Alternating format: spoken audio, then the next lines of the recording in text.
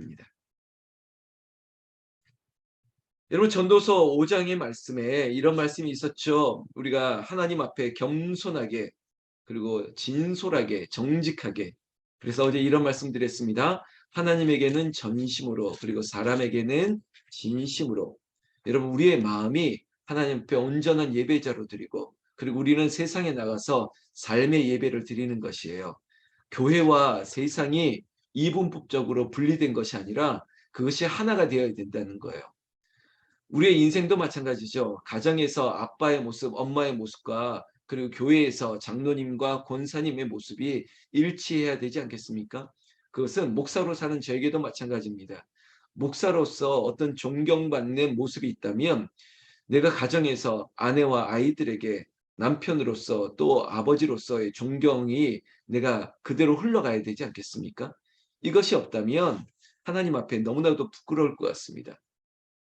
그래서 수사학적인 말로 설교하는 것도 중요하겠다 하지만 더 중요한 것은 삶에 나타나는 보여지는 설교가 더 중요한 것입니다. 강대상에서 내려와 삶의 일상에서 그렇게 말씀대로 살아가는 것이 한편의 설교가 되어야 되는 것처럼 이 자리에 새벽을 깨우는 여러분들도 내가 말씀대로 살아간다는 것이 좀 자연스럽게 흘러갔으면 좋겠습니다. 그래, 말씀이 기준이 되고 말씀은 머리로 많이 아는 것 같은 분이 있는데 그 말씀대로 살지 않는 것이에요.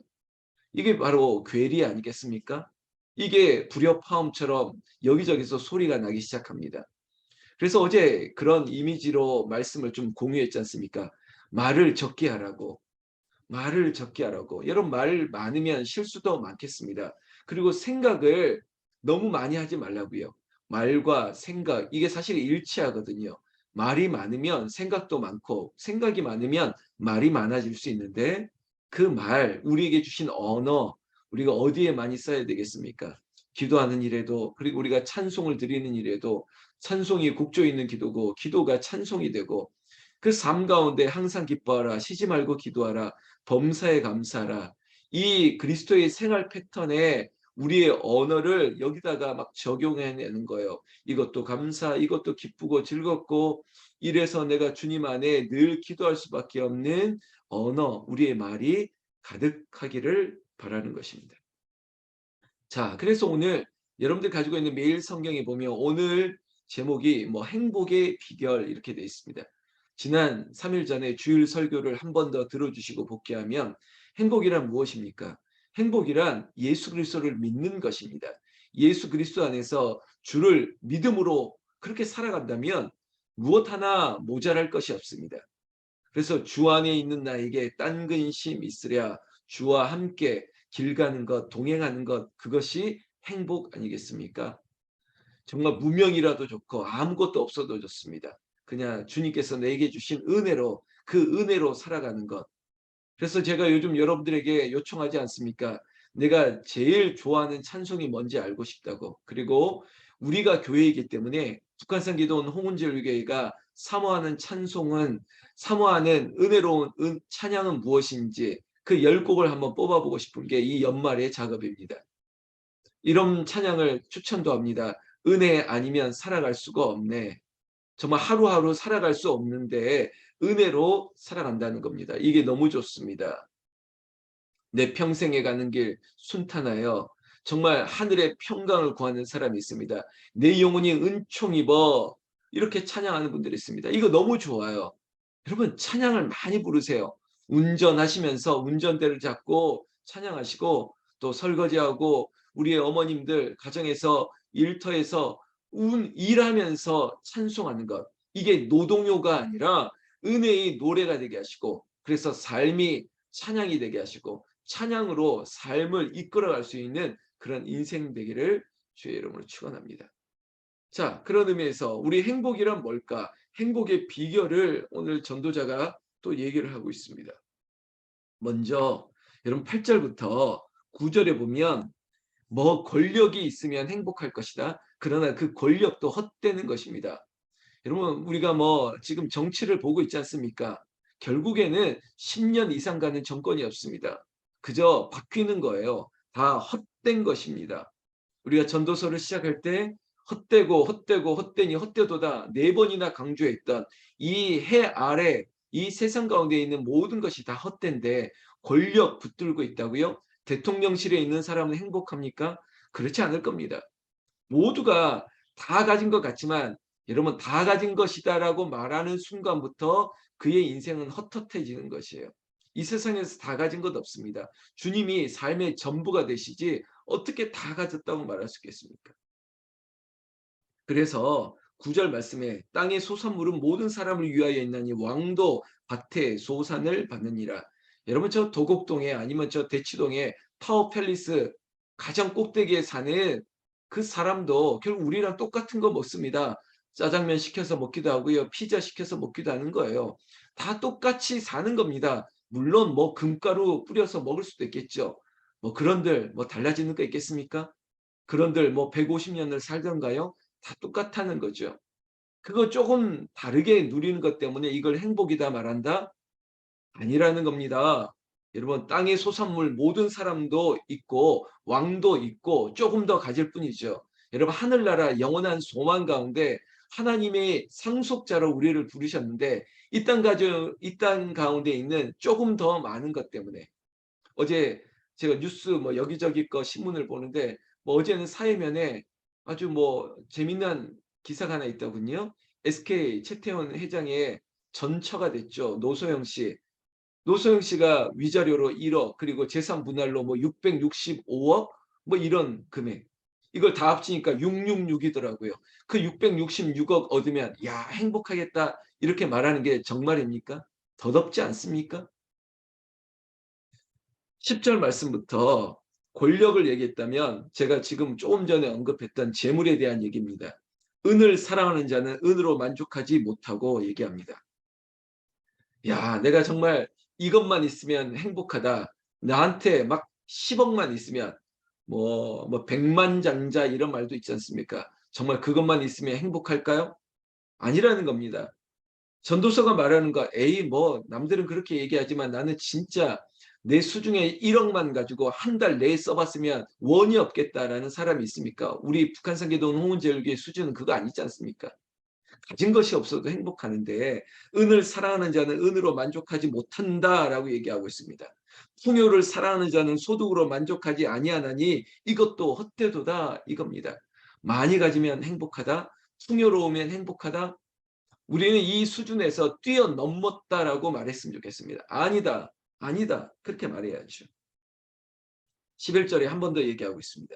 재산이 많아지면 먹는 자들도 많아지나니 그 소유자들은 눈으로 보는 것 외에 무엇이 유익하랴. 여러분 좋은 옷을 탁탁탁 걸어 놓습니다. 입지도 않으면서 걸어 놓은 것으로 만족하는 분이 있다 그럽니다.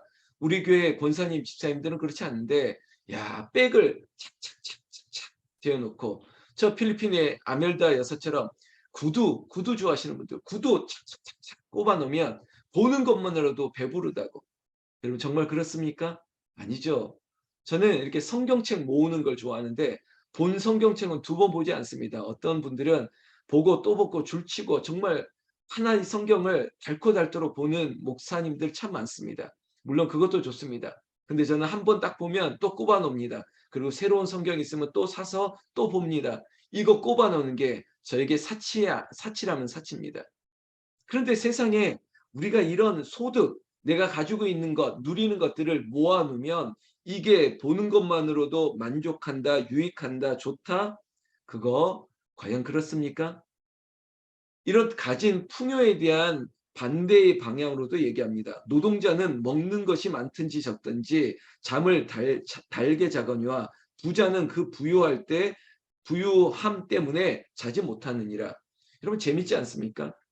여러분 노동자 정말 너무나도 먹고 사는데 분주하게 살지만 너무 몸이 피곤하다 보니까 단잠을 잔다는 거예요. 역설이죠. 그런데 하는 것이 없어서 시간이 남고 그러다 보니까 다윗처럼 야 테라스 거닐다가 목욕하는 여인 보고 거기에 탐하고 그래야 되겠습니까? 부자가 그냥 잠이 안 오는 거예요. 뭐 하는 게 없어서 잠이 안 온다? 이렇게 말하는 게 과연 옳습니까? 역설이라는 거죠. 여러분 제가 이런 얘기 다 하지 않더라도 13절에 내가 해 아래에서 큰 패단되는 일이 있는 것을 보았나니 곧 소유주가 재물을 자기에게 해가 되도록 소유하는 것이라. 여러분 결국은 장점이 단점이 되고 단점이 장점이 될 수 있는 그런 역설, 동전 양면성이 있지 않습니까? 내가 지금 많이 가지고 있는 그것 때문에 지금 내가 침륜에 빠지는 거예요. 그것이 나의 함정이라는 거예요. 야, 내가 있는 거 이게 전부인데 내가 이것을 어떻게 놓을 수 있어? 말하는 게 지금 당신의 함정이라는 거예요. 그거 있으면 마치 야, 이거를 창고에 들여다가 이걸 가지고 내가 어떻게 해야겠다. 여러분 그거 동록이 나고 그거 내가 죽으면 그거 모아둔 것 무엇하겠습니까? 그런데 이거를 계산을 한다고요? 해 아래에서 큰 패단되는 일을 보았다는 것. 이게 이런 거예요. 야, 이거 내 건강을 위하여 이거 이렇게 해야지. 내가 앞으로 노후를 위하여 이거 해야지. 근데 과연 내 생각대로 될까요? 한 치 앞도 모르는데 내일 일을 우리가 내일 염려할 것이다라고 말하는 그런 인생을 사는데 과연 그것이 옳습니까? 여러분 우리에게 이런 고민들이 지점들이 있다는 것입니다. 14절 재물이 재난을 당할 때 없어지나니 비록 아들을 낳았으나 그 손에 아무것도 없느니라. 여러분 농경 사회에 있어서는 자식들이 많은 것 또한 아들이 남자가 많은 것 이게 재산이죠.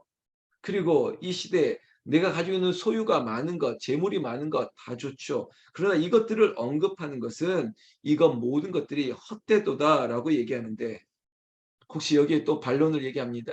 합니까? 아이 그거라도 있었으면 좋겠다고. 나는 그렇게라도 살아봤으면 좋겠다고. 그러지 마십시오. 우리에게는 지금 다 가진 자로다. 우리는 모든 것을 가진 자로다. 그것이 바로 충만이죠. 예수 그리스도로 충만한 것입니다. 17절만 보실까요? 일평생을 어두운 데에서 먹으며 많은 근심과 질병과 분노가 그에게 있느니라. 이게 뭐냐면 앞에서 말했던 권력이나 재물이나 이것이 전부인 것처럼 살아가다 보면 이것이 행복이 아니라 당신에게 큰 불행이 있을 것이다. 일평생을 그걸 위해서 살아간다고 그것이 얼마나 불행한 것인가 이걸 역설로 얘기하고 있습니다. 여러분 이렇게 얘기하면서 오늘 우리는 18절, 20절만 보았지만 사람이 하나님에게 그에게 주신 바 그 일평생에 먹고 마시며 해 아래에서 하는 모든 수고 중에서 낙을 보는 것이 선하고 아름다움을 내가 보았나니 그것이 그의 몫이로다. 여러분 이 18절을 길게 썼지만 한 줄로 얘기한다면 자족하는 은혜를 하나님께서 주셨다는 것입니다.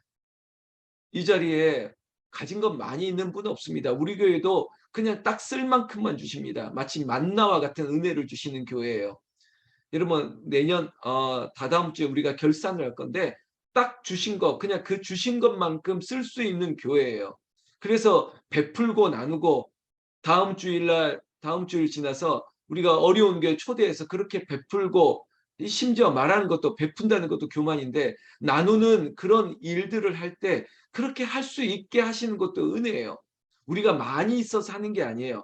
그렇게 한다 해도 그것들을 채우시는 하나님을 믿기 때문에 딱딱 쓰는 거예요. 정말 광야에서 하루치만 거도 이것이 무엇인가는 만나도 매출하기도 하루치만 거도 그의 족한 줄로 여겨 자족하는 마음과 눈을 하나님이 우리에게 주셔야만 된다는 겁니다. 여러분 지금 제가 여러분들 보고 있는데 될 수 있으면 비디오 온 해주시면 좋겠는데 여러분들의 가정에도 정말로 사르밧 가부의 곡식통과 기름통이 마르지 않는 것처럼 그리고 여러분들의 가정에 하나님께서 이상한 일처럼 만나와 메추라기를 채워주시는 것처럼 그러나 우리의 마음속에 하나님 이거 제가 이거 사투리입니다. 쟁겨두고 막 이렇게 하면 행복할 것 아니라 하나님 앞에 하나님 내가 플로잉 흘려주고 나누더라도 하나님 채우실 것을 믿습니다. 이렇게 우리의 눈을 우리의 생각을 바꾸신다면 하나님께서 여호와 이레 하나님께서 준비하시고 예비하시고 채워주시는 은혜가 지금 새벽을 깨우는 여러분들의 가정에 넘치기를 나는 일터에 넘치기를 예수님의 이름으로 축원합니다. 축원합니다. 19절에 또한 어떤 사람에게든지 하나님이 재물과 부유를 그에게 주사 여러분 어떤 사람에게든지라고 얘기하고 있습니다. 아유 나는 가진 게 없는데 여러분 저는 정말 너무 행복합니다. 그 행복이 어디에서 왔느냐? 주일 설교 말씀이 진심이에요. 예수님에게로 오니까 예수님으로 말미암아 넉넉합니다. 정말 생각이 부요롭습니다. 정말 저는 염려가 1도 없습니다. 딱 염려. 제가 솔직한 얘기, 교회를 향한 이게 염려라고 표현하는 게 아니라 교회를 향한 고민이 있는 것이지 염려하지 않습니다.